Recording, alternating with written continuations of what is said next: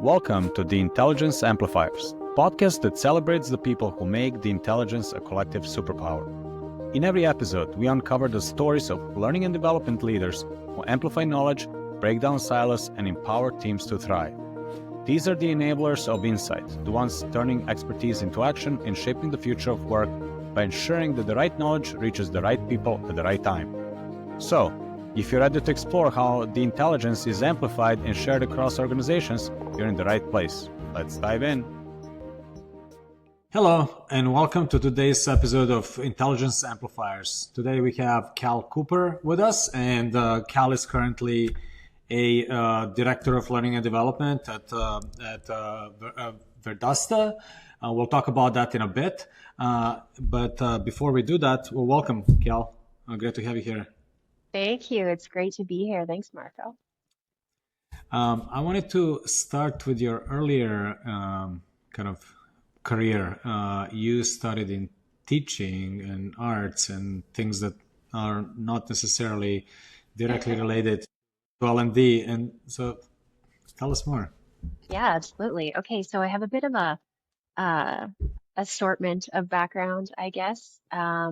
And I think the lateral direction of my growth has really aided in why I'm hopefully an effective leader in learning and development today. But I actually started with getting my degree I got a Bachelor of Commerce in marketing, and I worked in marketing and branding and social media marketing for about 5 years. But I really found that maybe it wasn't quite the right voice for me. And so I went back to school, and I was a teacher for about 5 years again. And what I really liked was, similarly to what I liked about marketing, was telling a story and making sure that the right story helped people, transform in whatever way they wanted to. And I really wanted to dive into what that meant. And so I went back to school again. Big surprise. I love learning. And I got my master's in instructional design and educational technology. And that introduced me to back into the world of business. And I didn't necessarily, thought I would go back. I thought maybe I'd stay in public education. Maybe one day I'll return. But I started to enroll in instructional design at Vendasta, and I've grown in the last 5 years to kind of be our leader at Vendasta when it comes to learning and development, specifically the Director of L&D right now. And that, as we can talk about, is quite broad in itself, but it's been quite an adventure and one that keeps me on my toes and helps me learn new things every day. Got it. How was that transition from? There are multiple transitions. You had one from sort of arts and teaching to learning and development. But how was the transition from public school to corporate world? Like, what was the biggest sort of surprise, and what was sort of transferable and same but different? Yeah, you bet. I'd say the toughest thing was just shifting back to a business mindset, and thinking about what that means holistically, and really thinking about your audience in a different way and what their needs are in a different way with a business focus. And that took some time. Even things like terminology, right? You think about an MVP. If I was a basketball coach as a teacher, that's your most valuable player. You think about an MVP at a business, that's your skateboard. That's your go-to-market as a skateboard, your minimal viable product. And so things like that, kind of shifting my mindset back into the world of business, was a learning curve.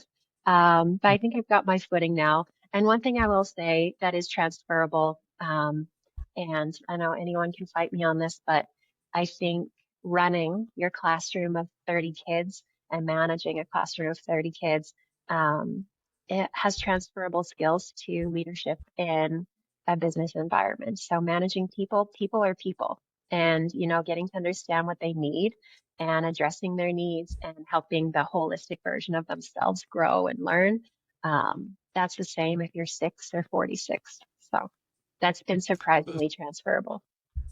So basically, adult managers are just kids when it's also People are people. Yep. Yep. They people need are people. support. Yep. They need a sense of belonging. They need a drive. They need you to listen to them. And that's the best way to impact and make change anywhere, classroom or otherwise. I was saying that half jokingly. I remember when I would go to my kids' middle school for open school days, whatever they call them. I was always impressed by just the classrooms and all the sort of smart stuff that they would put on the walls and how they would approach it. I was like, oh my god, there's so many things that like directly like are transferable from like middle school classroom to a corporate environment. And like, I was actually quite impressed, and I was like taking notes. So I said that half jokingly. I think there's definitely something there. Um, cool. So you went to Verdasta, and it sounds like you started in an industrial design, in instructional design, and then eventually got into sort of building a little bit of a team underneath you. How did that happen? Tell us maybe a little bit about Verdasta. The shape and size of the company, type of like industry you're in. Yeah, absolutely. Yeah, it was right about a week before COVID hit that I started at Vendasta as an instructional designer. And, I was prefaced with all the usual, you'll be designing learning opportunities for our internal folks, maybe some stuff for our partners, which is the audience that we serve. Um, and so I kind of went from there. And Vendasta is very multifaceted. I can give you kind of a quick rundown elevator pitch of what we do, but what we really do is we help um, agencies and partners who use our platform, who serve local businesses, and so we help those local businesses, acquire and nurture and engage with their customers.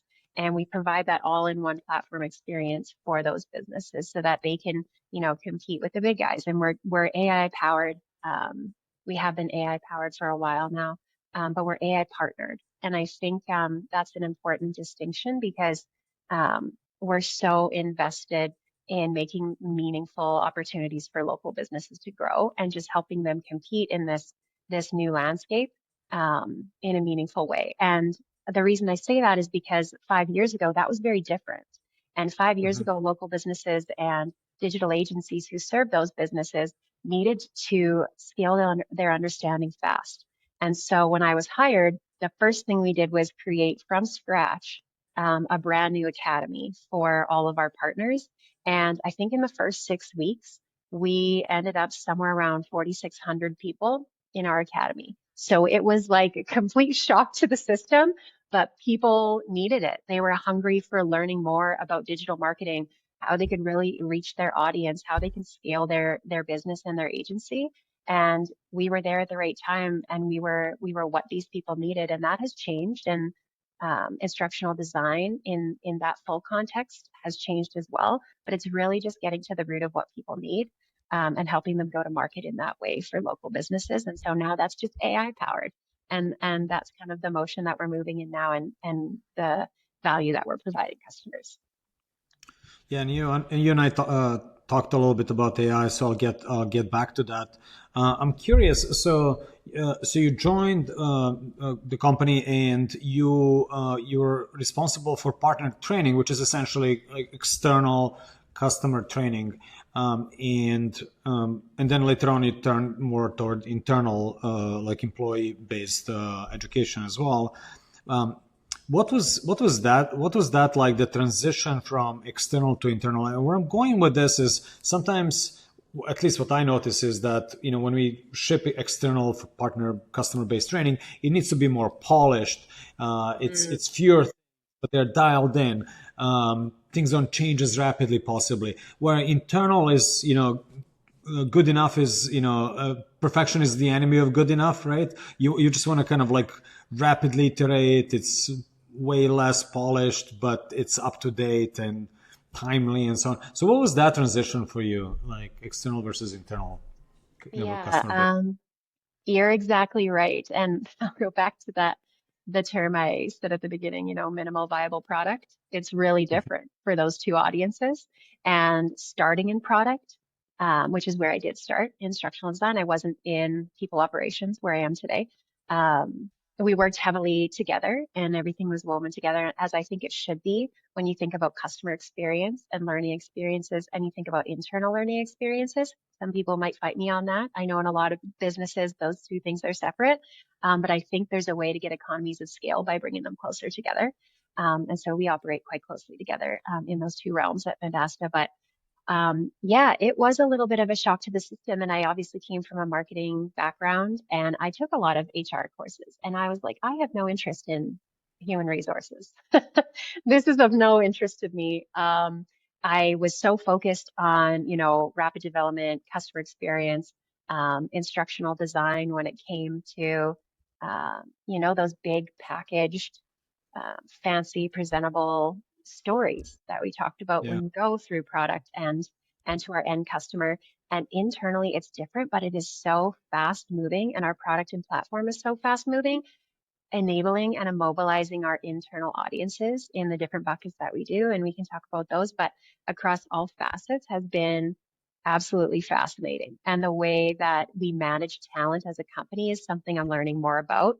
And it really is the engine of everything that we do. Our people are the engine of everything that we do and the value that we ultimately serve to our end customer. And so really targeting that audience in a just-in-time way has been very different.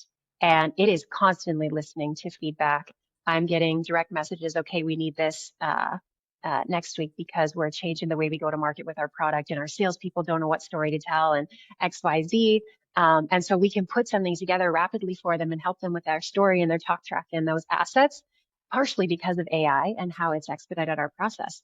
But because we don't need a super fancy output. We just need something that helps them be able to do their job and effectively manage that part of change management. Got it. And so at one point, you and I talked about the tools and like how do you go about like actually how does this manifest itself? And of course, there are courses and you're instructional designer by education. But you also mentioned knowledge management and knowledge bases. What does that look like? Like it's a different sort of, it's kind of like giving people fish versus teaching them how to fish, right? Like, so that's kind of how I but yeah, tell us more about knowledge management. Yeah, so I think just as we all know, the way that people gather and disseminate and share knowledge is rapidly changing. And so the answer to things even 3 or 4 years ago might have been, I need a course. But in L&D, we say, you don't need a course, you need a course of action. And that's going to look different across every different audience. And I think when we think about knowledge management, the way that we maybe have thought about it in the past is, we have an information architecture for the way that uh, maybe technical or product knowledge or whatever it is scaled and shared within a certain ecosystem. But now, if we think about capitalizing on partnering with AI, we need to think about knowledge management in a more broad and complex way. And the way that we think about um, qualitative information and the necessity of qualitative information when we think about SOPs or learning new content internally, new policies internally, and also product and technical documentation, those all should talk to each other. They should be organized and developed in the same way because they need to be readable now by AI because people expect things and answers like this. And so if you think about knowledge management, you might think about that from customer experience perspective, but you also need to think about your internal customer and their perspective. And they're going to be interacting with a chatbot internally who's going to help them with their first touch answer, not for everything, but for a lot of things. And so making sure that qualitative content behind the scenes, that qualitative data is up to date, evergreen where possible, transparent and accessible is one of the most important things that companies can do going forward that's going to help them scale and grow. Got it. And so I want to kind of double click on knowledge management. So to manage knowledge, first you need to have it, right? And so where does Yeah. that knowledge come from? Right. And it could be like, hey, we have this like massive wiki and like Google Docs or whatever, knowledge stored somewhere in a sort of tangible form. But it also could be very tacit in nature. It could be, you know, conversations, workshops and classes, things that were said. And I remember you and I talked about this, and you mentioned, I was like, hey, what kind of tools do you use? And you're like, hey, it's a Google Meet, and we're just gonna schedule things, and then we collect these transcripts, and then we kind of capture what's said in transcripts, and then use Gemini AI to kind of make sense of it. Like, can you tell us a little bit more of like how you stumbled upon that? How has that been working? What does that look like? I'm sort of like just recollecting what we talked. Yeah. Yeah, absolutely. So if we think about knowledge management, of course, there's a ton of different things. And wouldn't it be great if, we have the same problems as every company does? We have different functions who like different things and they like to collect things in different ways. But one thing that we've really tried to empower people to do, especially when it comes to information that should and can be shared, is record what you do. Record those meetings that you have, record sprint reviews, record trainings. We use Google Workspace as a company, and it has been awesome, as we've integrated deeper with Gemini, which is their AI tool, because if we record a transcript and Gemini takes notes and we have a video and we click the setting that makes sure that that is open and searchable for everybody, we now have an open wiki where people can ask questions in Gemini. We can search for recordings based on a transcript. Say we had a training, we had an awesome question and answer period from sales and product. We can now use those to create facts for our external knowledge, our product, technical product documentation, right? We're always, the way we used to think about data is changing. And I think the way we think about knowledge management needs to change. And we need to record and keep track of, the same way we used to keep track of metrics. We need to do that with everything qualitative. We need to do that by recording what we're doing, transcribing what we're doing, keeping record of what we're doing and those motions, because then they become repeatable and then they become actionable by AI as well. And we can just expedite things, not just expedite them, but make them more impactful for a multitude of audiences. Got it. So that's that makes a lot of sense. So basically, record those learning moments, right? Yeah. Capture that, and then you basically have that raw data that you can now feed into Gemini or whatever you use to kind of create downstream learning content and things of that, or simply answer questions through chatbots and so on. I wanted to, I know you spearheaded this at Vendasta and with AI. But another thing that I wanted to kind of talk about, moving from sort of artificial intelligence more on this collective intelligence of the actual humans, you helped create the leadership development program. Can you? And I know that when you and I talked, I was really impressed how it's multifaceted, right? There was coaching circles, there was manager academy, mentorship program. There was a focus on high potential leaders. It seems like you had all this like different kind of angles or holistic view of what leadership development should look like. Can you speak to that a little bit? How did you come up with the roadmap for this leadership program that you kind of envisioned? Yeah, so I can't take all the credit for that. We have an amazing director of talent, General People Ops at Vendasta, and we partnered together a long time ago to bring some of this to fruition. But it's important to say how much it has changed over the last 3 or 4 years too. I think the most important thing when it comes to all learning opportunities internally, externally, and especially for managers who need to change like this, and adapt to what their people need in that moment. Programming needs to change as well. But we did have her name's Kim. We work really closely together, and she kind of helped construct what we really needed when it came to our biggest group of emerging leaders. And so I think when we think about managers and leaders at Vendasta, we think about them differently. And I think that is, in a lot of ways, thanks to her, because it's important to differentiate between the two. And once we had that in mind, we were able to develop learning materials and processes and programs that were impacting those different groups. And so what does it mean to be a leader and what does it mean to be a manager?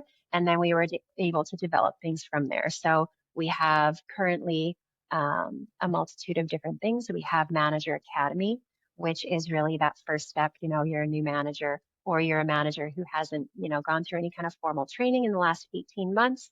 This is something you come to and you have the opportunity to role play. We go through, different topics like situational leadership, change management, partnering with AI. It's always different depending on the current ecosystem, the landscape, what our people need.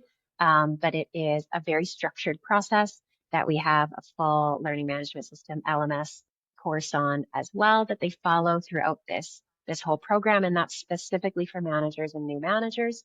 But then we have the mentorship program, the Mentorship Academy at Vendasta, and that is for not just for managers, it's for emerging leaders, people who want to shift their mindset and partner with a senior leader at the company who can give them a different perspective. Maybe they are wanting to learn what it means to really think strategically 1 year out, 3 year out.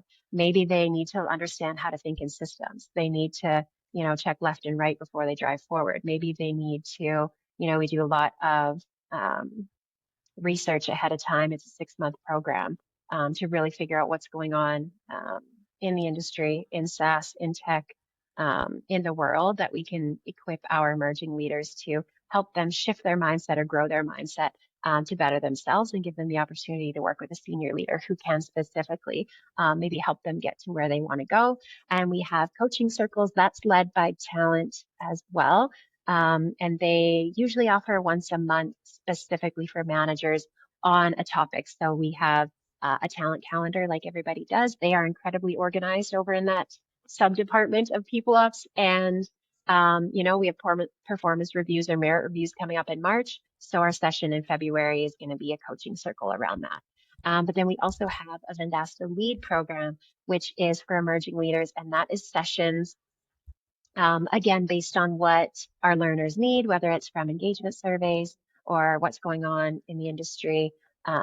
We most recently had one on thinking big and goal setting, what that really means to think about transformative change versus incremental change. So it's really, it bridges the gap between being able to really do your job and being able to understand what those next steps are, whether it's for a manager and you're helping other people with those next steps, or it's for yourself as an emerging leader.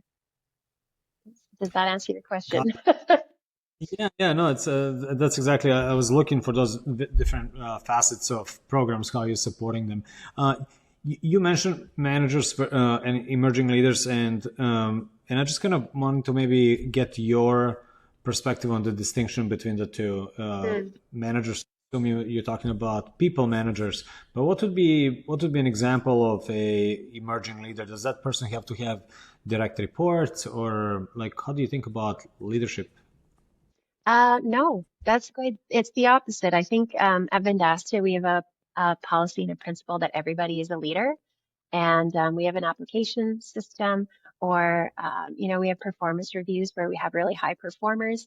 They might not be people managers, but they are very influential in the company, or they have the potential to be very influential. And we want to make sure that we support them and give them opportunities that will help them on that path and want to stay within the company instead of grow elsewhere. And we've had such positive sentiments from this program that we run every 6 months, and they get that really close knit relationship with a mentor, but also access to specific strategy sessions once a month that we all go through together and build kind of those like big strategic competencies that maybe are less about managing people, but managing growth as a company. Got it. Cool. So that's how I would also think about leadership, and sometimes those terms are used interchangeably. That's why I wanted to kind of double click on that. They are. Yes. Yeah. I think that's an anti-pattern. Anyone can be a leader, so and so that's what I wanted to kind of get to. Speaking of that, I remember we were talking about what you're excited about, and you mentioned, I believe you called it citizen developer. Can you more about that? Yeah, absolutely. So I didn't come up with the term.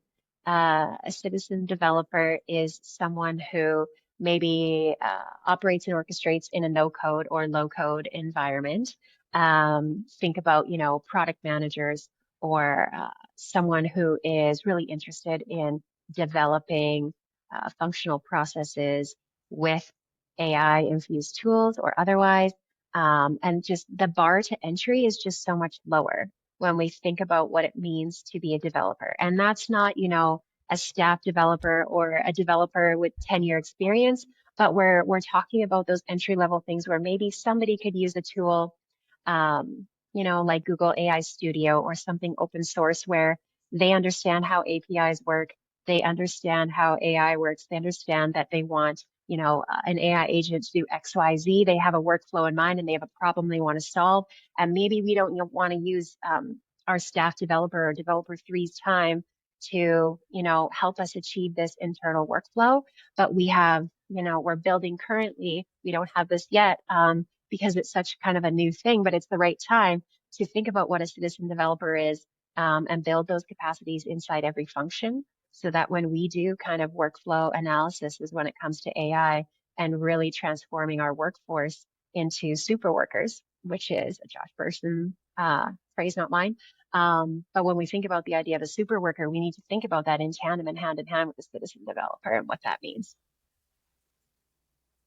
Got it. I love the term super worker, and I love how you're thinking about everyone in the company being a developer. So it's not like just a traditional software developer, but basically anyone can use these modern tools and be dangerous enough to increase their own productivity, right?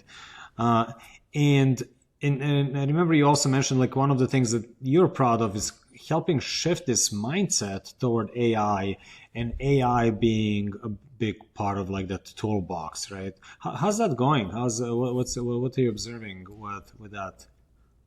Yeah, it's going really well. And it's a ton of fun because it is the biggest shift in mindset and change management that we've seen across all industries in such a long time.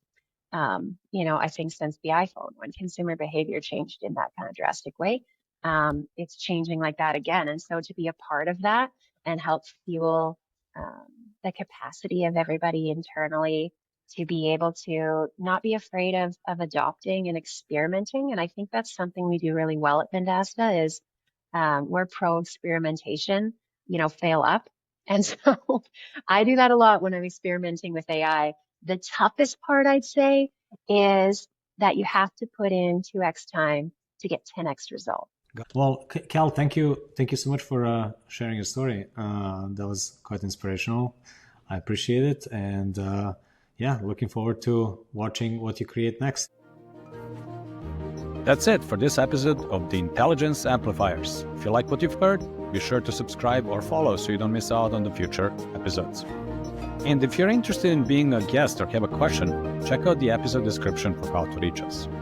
Also, don't forget to check out Plus Plus, the platform that makes collective intelligence at scale possible.